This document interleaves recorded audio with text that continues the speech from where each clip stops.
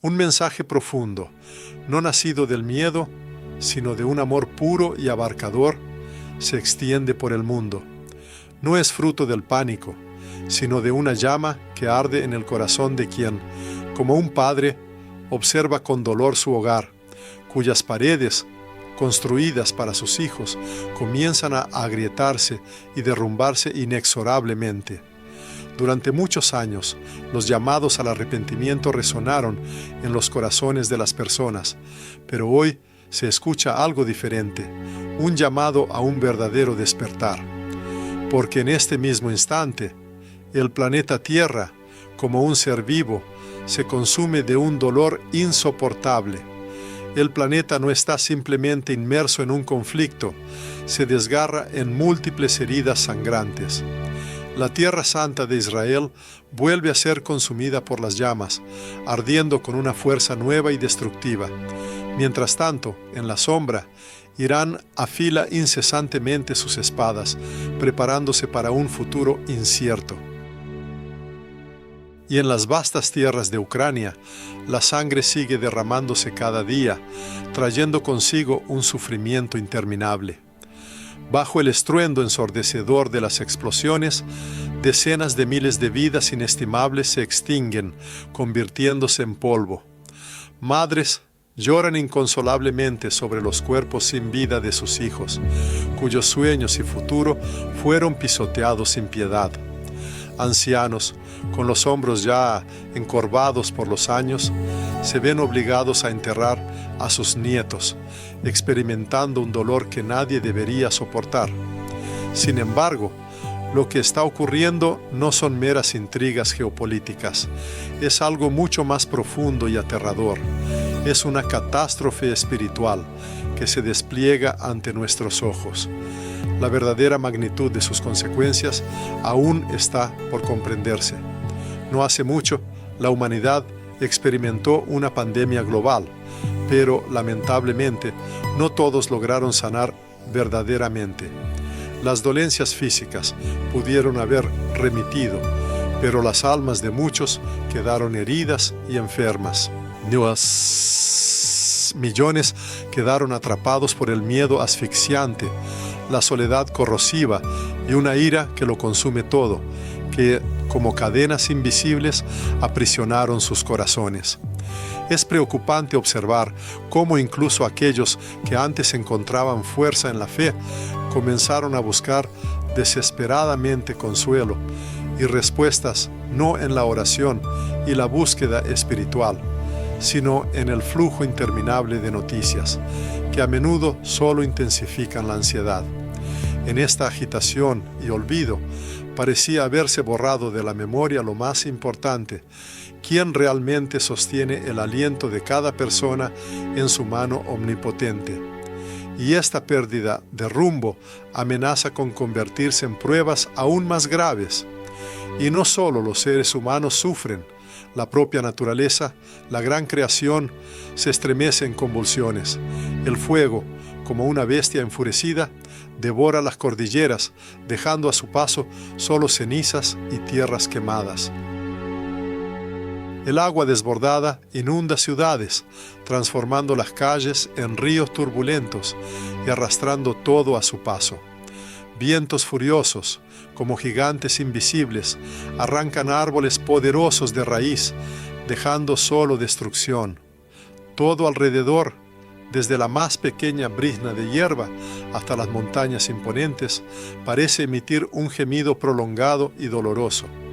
De esto mismo escribió San Pablo en su epístola a los romanos, señalando proféticamente: porque sabemos que toda la creación gime a una, y a una está con dolores de parto hasta ahora. Romanos 8:22. Este gemido universal de la creación quizás es solo el presagio de futuras conmociones que exigen de la humanidad una conciencia y acciones inmediatas. No porque la naturaleza sea inherentemente defectuosa, sino porque la caída del hombre resuena incluso en la propia materia del mundo. Sin embargo, la mayor de todas las catástrofes no son las disputas ni los trastornos sísmicos, sino el profundo olvido de Dios.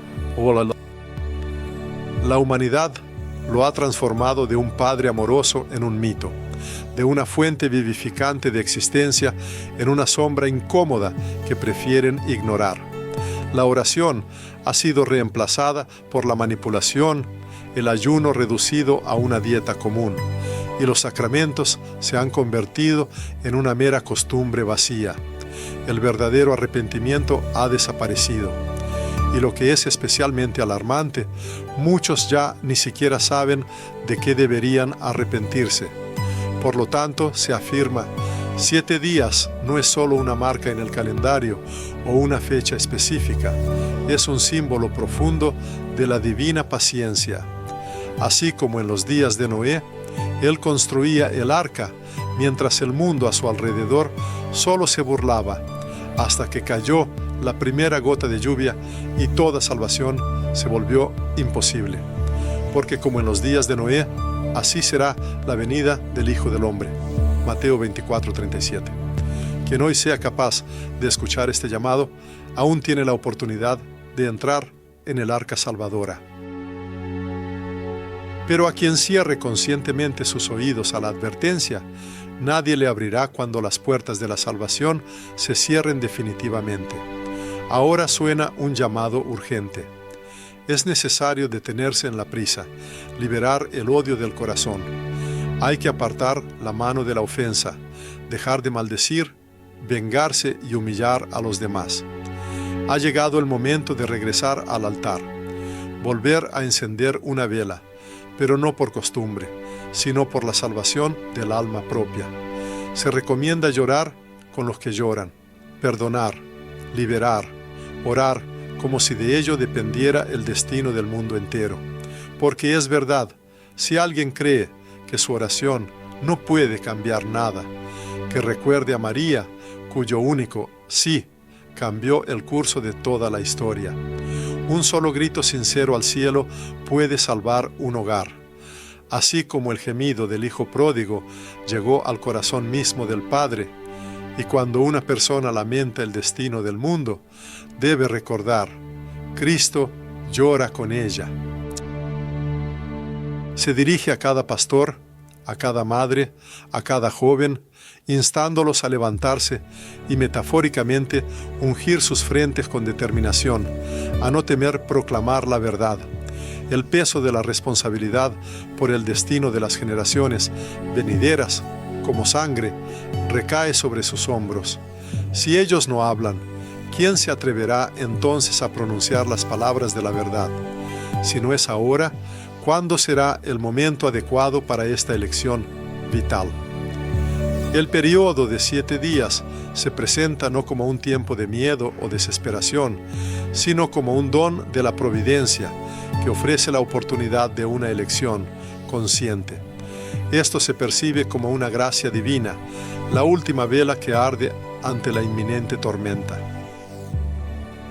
Que esta luz no se apague, que los corazones de las personas despierten de su letargo y no se endurezcan, porque la Sagrada Escritura dice, si vuestros pecados fueren como la grana, como la nieve serán emblanquecidos, si fueren rojos como el carmesí, vendrán a ser como blanca lana. Isaías 1:18. En esta hora de inquietud, cuando el mundo está envuelto en llamas de conflicto y los cielos, al parecer, guardan silencio, el autor eleva su voz. Lo hace no por debates o polémicas vanas, sino con un sincero llamado a encontrar la verdadera paz. Se trata de una paz que no está sujeta a la voluntad de los gobernantes terrenales y que no puede ser otorgada por ninguna decisión política o esfuerzo diplomático. Es esa tranquilidad que nace no en los pasillos de conferencias internacionales o reuniones oficiales, sino en la profundidad de la oración sincera y la búsqueda espiritual. Durante demasiado tiempo, la humanidad ha puesto sus esperanzas en que las figuras influyentes de la comunidad mundial pongan fin a la violencia y el derramamiento de sangre. Sin embargo, Mientras ellos se ocupan de construir refugios temporales o estructuras defensivas, la Iglesia, como comunidad de creyentes, está llamada a edificar puentes de entendimiento y reconciliación. Hoy, la sangre de víctimas inocentes no solo se derrama en los campos de batalla devastados, fluye de las pantallas de información, se filtra a través del ajetreo diario de las calles y brota de corazones desprovistos de misericordia. El adversario, que antes actuaba en la sombra, ahora se manifiesta abiertamente, se mueve libremente, sembrando discordia e incitando a hermano contra hermano, a nación contra nación. El autor suplica a los oyentes que detengan inmediatamente cualquier guerra, ya sea un conflicto entre estados soberanos, desacuerdos dentro de las familias o confrontaciones entre generaciones. Exhorta a poner fin a las batallas internas en los hogares y a los conflictos que atormentan el alma de cada persona. Todo odio es una chispa capaz de encender un fuego que lo consume todo. Cada manifestación de falta de perdón es una semilla de la que brota una furia desatada. El Evangelio dice: bienaventurados los pacificadores, porque ellos serán llamados hijos de Dios. Mateo 5:9. La bendición se otorga no a quienes defienden obstinadamente su razón, sino a quienes buscan traer reconciliación y armonía. Al observar el mapa mundial actual, el observador no ve simplemente fronteras estatales delineadas, sino más bien heridas profundas y sangrantes. Lugares como Siria, Sudán, Myanmar y Palestina se presentan como úlceras abiertas y purulentas en el cuerpo único de la humanidad. Porque este cuerpo es indivisible y, como escribió una vez San Pablo en su epístola a los Corintios, si un miembro padece, todos los miembros se duelen con él. 1 Corintios 2:26, lo que subraya la conexión indisoluble entre todos los pueblos e individuos. Sin embargo, más allá de estas heridas visibles, él percibe algo mucho más trascendental. Ve el cumplimiento evidente de las antiguas palabras del Apocalipsis. Y cuando abrió el séptimo sello, se hizo silencio en el cielo como por media hora. Apocalipsis 8:1. Este silencio, como señala el autor, no es un signo de paz o tranquilidad, sino que presagia una tensa espera. La humanidad, según su convicción, se encuentra en el umbral mismo de una gran profecía, que no está destinada a infundir temor, sino a impulsar a una vigilancia incesante. Porque el día del juicio venidero no se presenta como un día de retribución o de mano castigadora, sino como un día de verdad abarcadora, cuando lo oculto se hace manifiesto y el trigo se separa de la cizaña, revelando la verdadera esencia. Aunque nadie sabe el día ni la hora de este evento, numerosos signos, según el autor, claman su cercanía.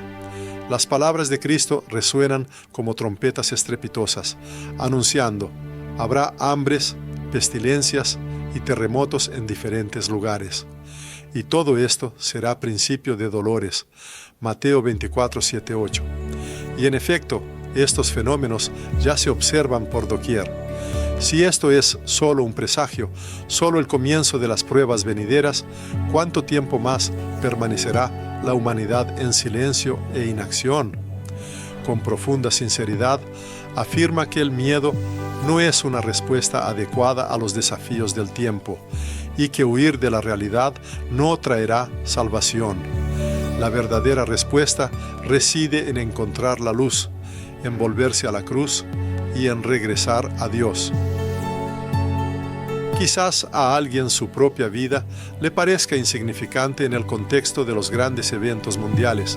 Sin embargo, para el Señor, un pecador arrepentido tiene más valor que 100 justos que viven solo por costumbre, sin una verdadera conversión del corazón. Si una persona eleva oraciones, con ello sostiene el firmamento, si es capaz de perdonar, detiene la tormenta que se avecina. La generación actual se encuentra en un umbral crítico. Es la generación destinada a caer o a levantarse. Y durante estos 7 días simbólicos y proféticos, el Señor ofrece misericordiosamente una oportunidad única. Él no eleva la voz hasta gritar, sino que susurra suavemente. Él no castiga, sino que advierte. El Apocalipsis, según su convicción, no está destinado a sembrar pánico u horror, sino a despertar la vigilancia y a llamar a la verdadera fidelidad. Por lo tanto, no hay que temer el fin del mundo, sino temer vivir una vida sin un propósito claro. No hay que temer al anticristo, pero es mucho más peligroso traicionar la propia alma. No hay que temblar ante los últimos tiempos, sino temer perder la eternidad.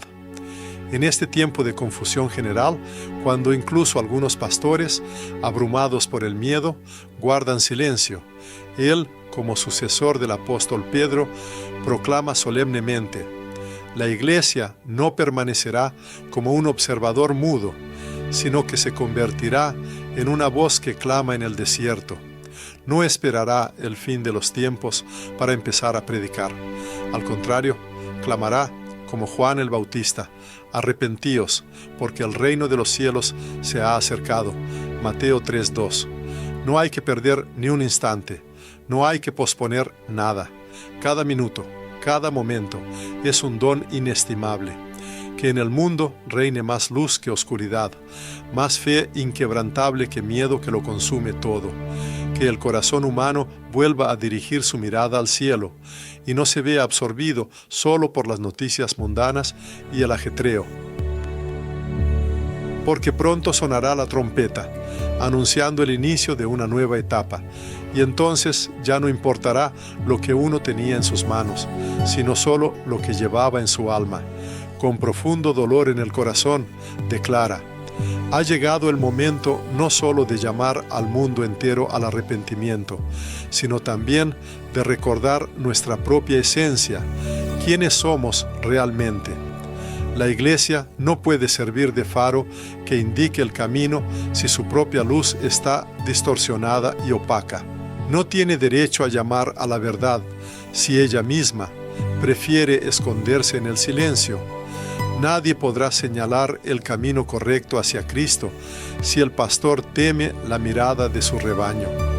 Hoy habla precisamente de ellas, de las heridas internas de la iglesia, de sus traiciones, no de pecados lejanos del pasado, sino de la apostasía que nació y comenzó a extenderse dentro de los muros sagrados del altar. Mientras el mundo se sumerge inexorablemente en el abismo, ellos se comportaron como guardias dormidos. Temían ser malinterpretados, temían perder su influencia y como resultado sacrificaron la verdad por la aprobación del mundo. Sin embargo, el Señor mismo advirtió: ¡ay de vosotros, cuando todos los hombres hablen bien de vosotros! Lucas 6:26. Se cuenta un caso relacionado con una mujer de Argentina que durante 2 décadas sirvió fiel y celosamente a su parroquia.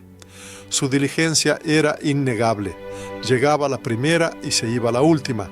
Asumía las humildes tareas de limpiar los suelos, cuidaba a los feligreses mayores y dirigía las reuniones de oración.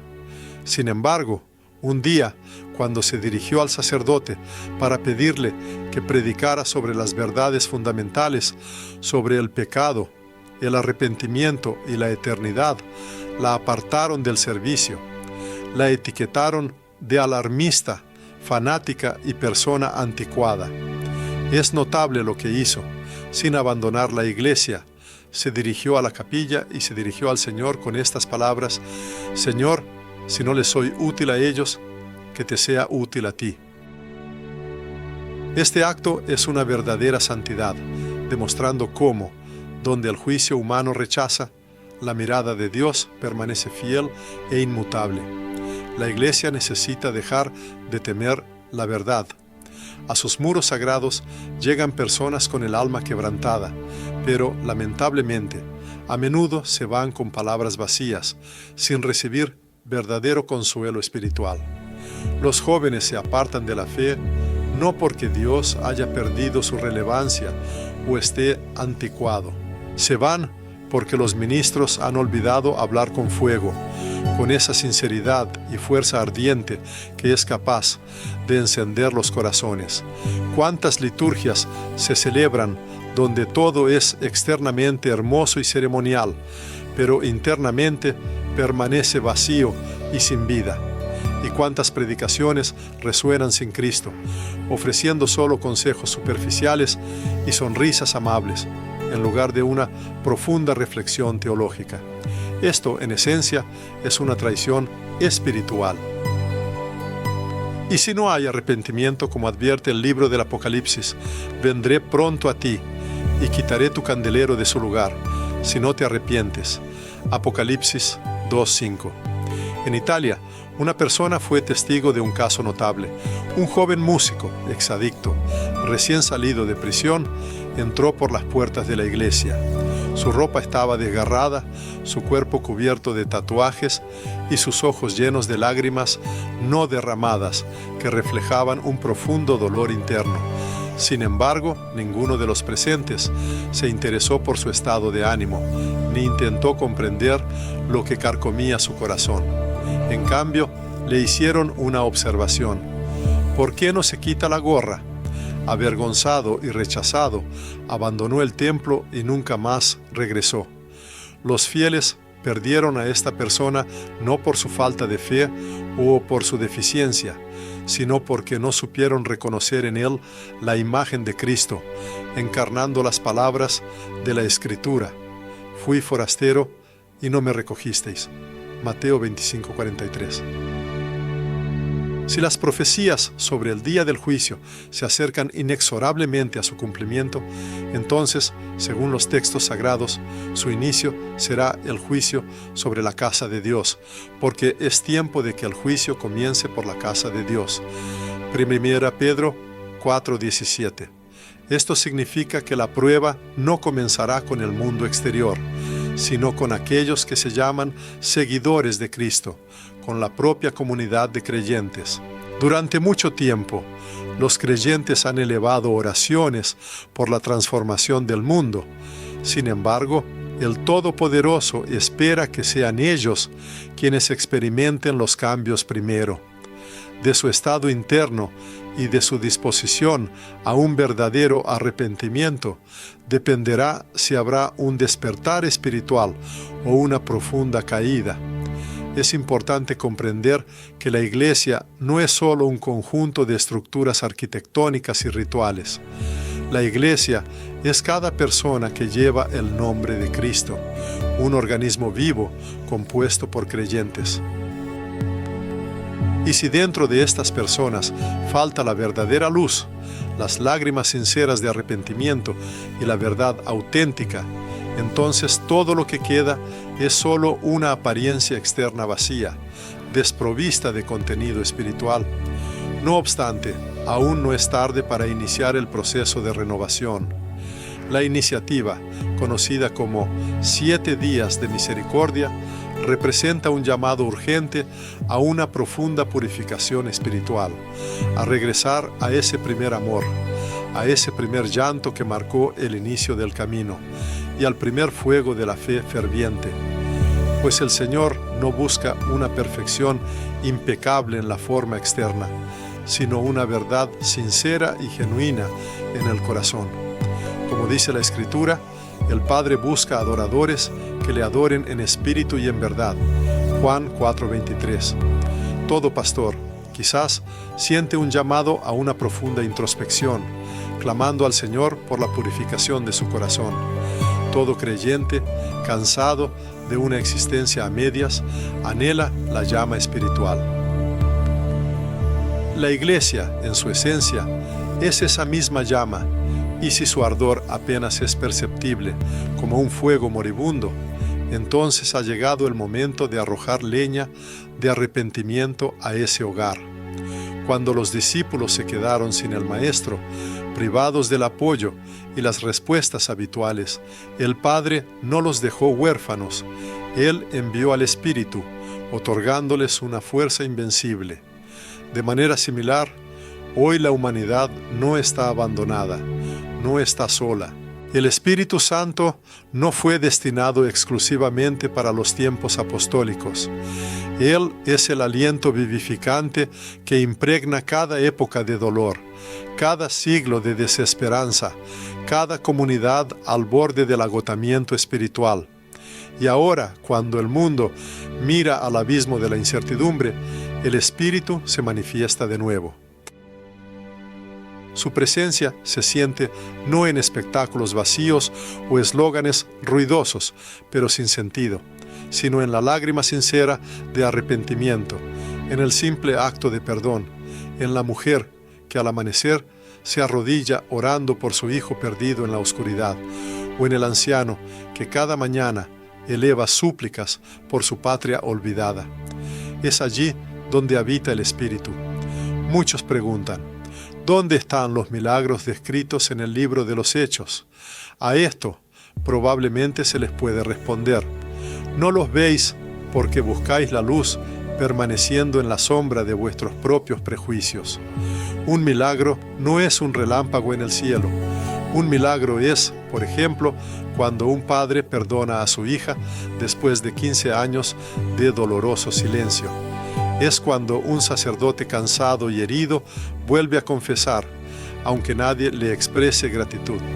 Es cuando una persona se arrodilla en su habitación y los cielos se inclinan con ella.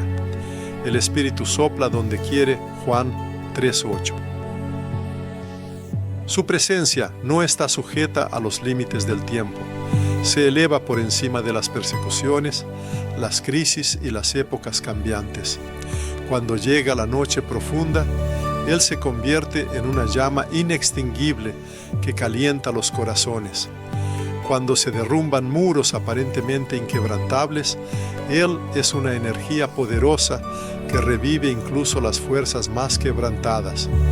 Cuando una persona se siente completamente sola, Él es ese aliento tierno pero perceptible que envuelve su mejilla. Los observadores han sido testigos repetidamente de cómo este espíritu transforma incluso a las personas más perdidas. Recordemos al joven en Brasil que después de muchos años de adicción estaba frente a la iglesia, invadido por la desesperación, y repetía: «Soy basura, Dios nunca me querrá». En ese momento, una mujer sencilla y sin educación se acercó a él, y sin decir una palabra, solo con lágrimas en los ojos, lo abrazó fuertemente, y él comenzó a llorar. Y en medio de ese torrente de lágrimas, el Espíritu Santo entró en él a través de ese abrazo, a través de ese corazón roto, a través de ese profundo vacío que Dios misericordiosamente llenó. Hoy este hombre es un ministro, un padre y un intercesor. Así actúa el Señor en silencio, allí donde ya no quedaba ninguna esperanza.